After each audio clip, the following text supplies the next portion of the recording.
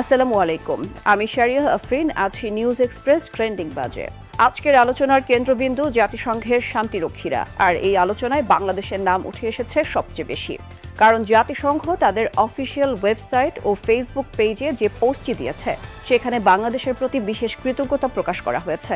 জাতিসংঘ লিখেছে, UN peacekeepers serving for peace, sacrificing for humanity. এবং সেই পোস্টেই বাংলাদেশের শান্তিরক্ষীদের উদ্দেশ্যে স্পষ্ট বার্তা, thank you Bangladesh for your service and sacrifice. এই পোস্ট প্রকাশের পর মুহূর্তেই বিশ্বজুড়ে ট্রেন্ড করতে শুরু করেছে বাংলাদেশ। ছবিতে দেখা যায় বাংলাদেশি নারী শান্তিরক্ষীরা মিশন এলাকায় স্থানীয় মানুষের সঙ্গে কথা বলছে। পোস্টটি প্রকাশের পরই আন্তর্জাতিক গণমাধ্যম এবং সোশ্যাল প্ল্যাটফর্মে বাংলাদেশ ব্যাপকভাবে ট্রেন্ড করতে শুরু করে। 1948 সাল থেকে 2 মিলিয়নের বেশি সদস্য ইউএন মিশনে দায়িত্ব পালন করেছেন, আর বর্তমানে প্রায় 65,000 শান্তিরক্ষী কাজ করছেন বিশ্বের সংঘাত অঞ্চলে। এর মধ্যে বাংলাদেশ দীর্ঘদিন ধরে অন্যতম শীর্ষ অবদানকারী দেশ।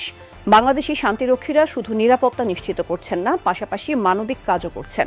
তারা চিকিৎসা ও পশু চিকিৎসা সেবা দিচ্ছেন, পানির ব্যবস্থা করছেন, স্কুল ও অনাথালয়কে সহায়তা করছেন এবং বিভিন্ন অবকাঠামো নির্মাণে যুক্ত আছেন। অনেক স্থানীয় বাসিন্দা জানিয়েছেন, সহায়তা ও আচরণের দিক থেকে বাংলাদেশি শান্তিরক্ষীদের প্রতি তাদের আস্থা সবচেয়ে বেশি।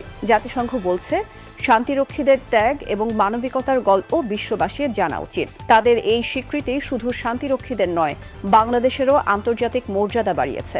আলোচনায় 3টি শব্দ এখন সবচেয়ে বেশি ব্যবহৃত হচ্ছে: Bangladesh, a flag of hope, courage under fire, world's top contributor. বিশেষজ্ঞরা বলছেন, বাংলাদেশ এখন ইউএন পিসকিপিং এর জন্য একটি নির্ভরযোগ্য অংশীদার। ভবিষ্যতের মিশনে আরও বড় দায়িত্ব পেতে পারে দেশটি।